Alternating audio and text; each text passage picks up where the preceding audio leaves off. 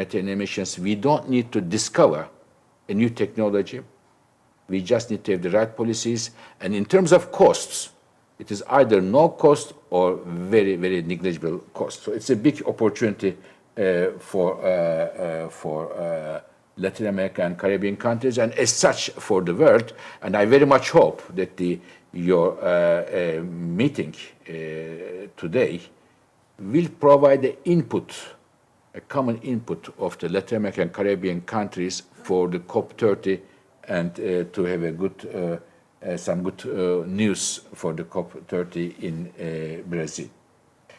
So this is for Latin America. For the world, to understand the importance of the cutting the methane emissions, we wanted to put it in a context. And I remember during the announcement in Glasgow and the global methane pledge, I said, based on my colleagues' findings, that reaching our methane targets and reducing those emissions would be equal to immediately nullifying the emissions coming to, of the world's entire cars, buses, trucks, and others. So huge gain there.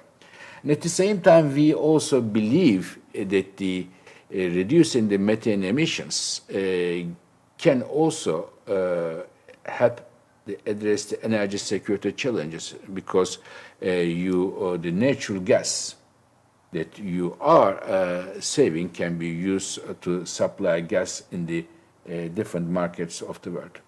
So all in all, dear colleagues, we believe to address the methane emissions is a priority for the countries who produce oil, gas, and coal, and this can be done without technological breakthroughs, discovering new technologies, and at a very low cost.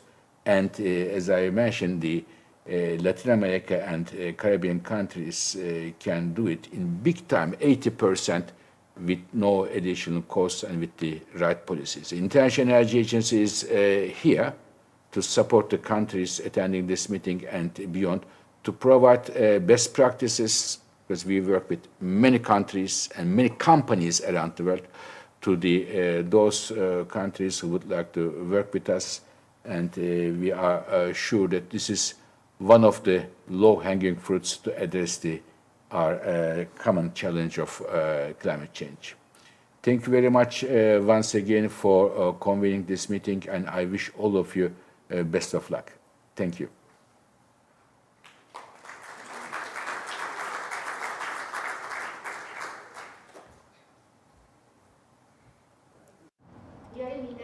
We would like to welcome our Executive Director, Andrés Rebolledo.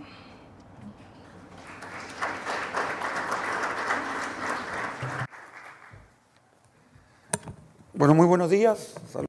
Good morning. I would like to greet everybody. I'm just the last person in this opening session.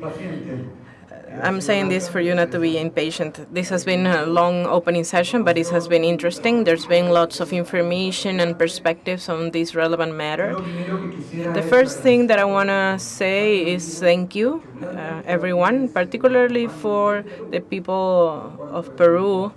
We know that this is a holiday for you guys, and we value and we interpret that your presence here today involves commitment from your side. This is something that you are interested about, and thank you for all of the people of Peru, the Vice Minister coming here on a holiday, because we know that in Latin America holidays are quite important for us. It's something of relevance. So I want to thank everybody here. We are doing articulation, we're coordinating, but we have a representation of the reflection of the work that we're doing as a group.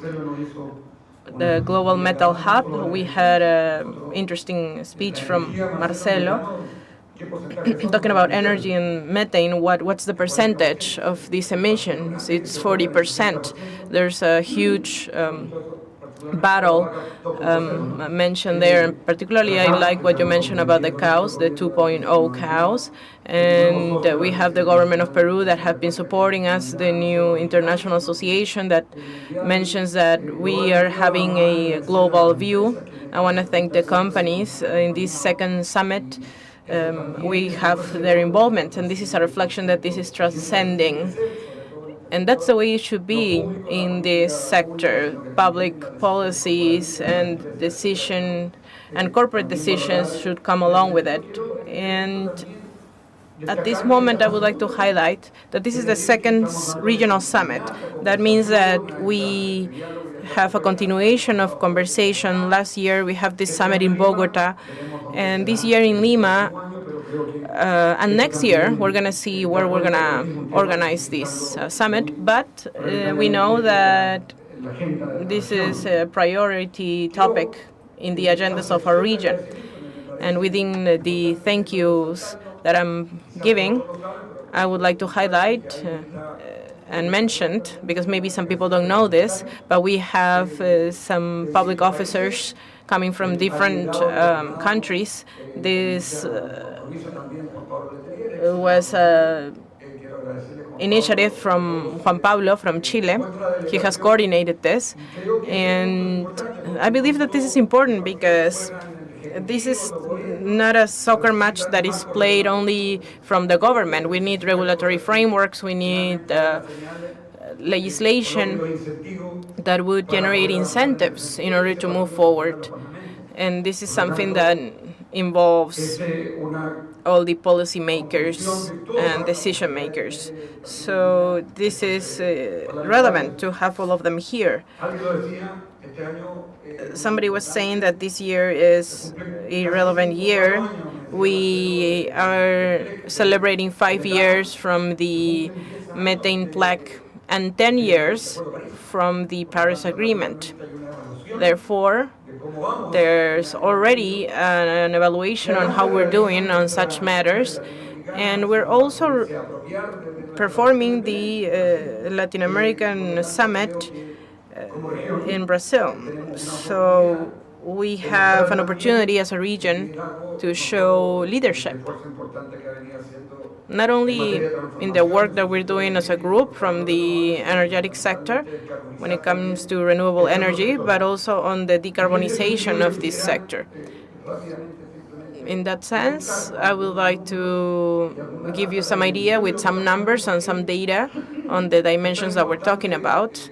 And I want to highlight the relevance of tackling such agendas in our regions.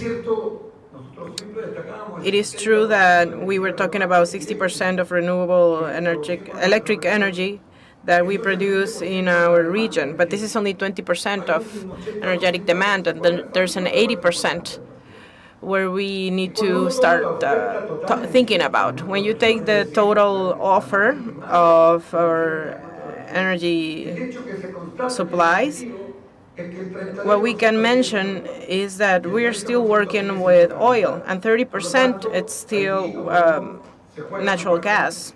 So we have lots of efforts in such matters, and our region represents 5% of natural gas production in all the world. And our gross product in the region is 5%, and we are 10% of oil production in all the world. So we have a role to play there. Oil and gas represents 30% of emissions coming from the energetic sector in our region, Latin America and the Caribbean. And within that, methane has a main role with the effects that were mentioned. This is a sector that has relevant characteristics in our region, and mainly natural gas, each time more. And actually, over the last months, this is something that we have been going through in our day-to-day. We know that this gas has a competent or relevant role. The natural gas is going to accompany us through the transition decades. Natural gas represents 25% of all electric generation efforts. And if we have a shortage of energy supply, we have been seeing this in Latin America, and we have been seeing this in Europe, in Spain. So the agenda of energetic safety is something that we need to discuss. We need to start having remarks such as the nuclear aspect. And natural gas, since this is an energetic matter, this is the focus point to provide more sustainability for renewable systems.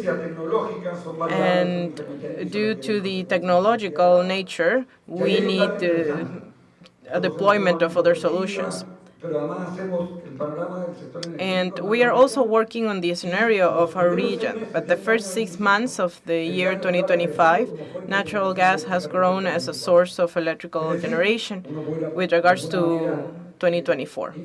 So we could infer that there are already some consequences of the concept that I was just talking about, of having energetic safety. By the end of 2024, there were some days in which we had 6 countries of electrical shortage or power outages in Latin America due to different reasons. But this highlights the need of having energetic sources. And just to start finishing, because I promised to be short and one gets excited, but natural gas is an energetic source which is present in several countries, and the perspective says that nowadays 25% of electrical generation up to 2050, talking about an ambitious scenario, it's still going to be 15 or 14% when it comes to electric generation, and also will be a factor of economic development and energetic integration. In Latin America, there's lots of infrastructure related to integration, not only to the south with Argentina or Mercosur. We also have 70,000 kilometers. I'm not sure, maybe Gaston could highlight us or give us more idea on that regard. But some countries require energies and they don't have it, their neighbors have it. So that's why we could say that natural gas, it's a factor, a complement in this sector. 75% of natural gas used by our region is coming from our region. So that means that we could self-supply ourselves in that sense. There is a political economy which is relevant when it comes to the energetic sector in these countries. I come from the minister meeting of CELAC, and yesterday we were talking about natural gas. This is a factor of safety and transition, energy transition in the region. So this message, what requires is accompanying the commitment from our countries to decarbonize in this sector. And we believe that the observatory is crucial with all of the remarks and elements that were described here.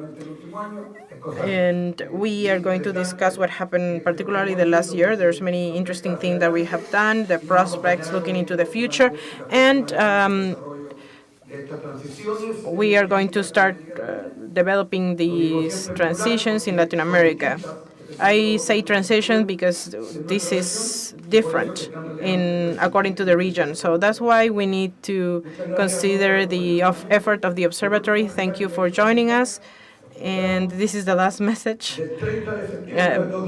But I wanted to remind you that we will wait for you from September 30 to October the 2nd in Chile. We are going to have a meeting of ministers. So if you would like to come from Peru or any country, we will welcome you. Thank you.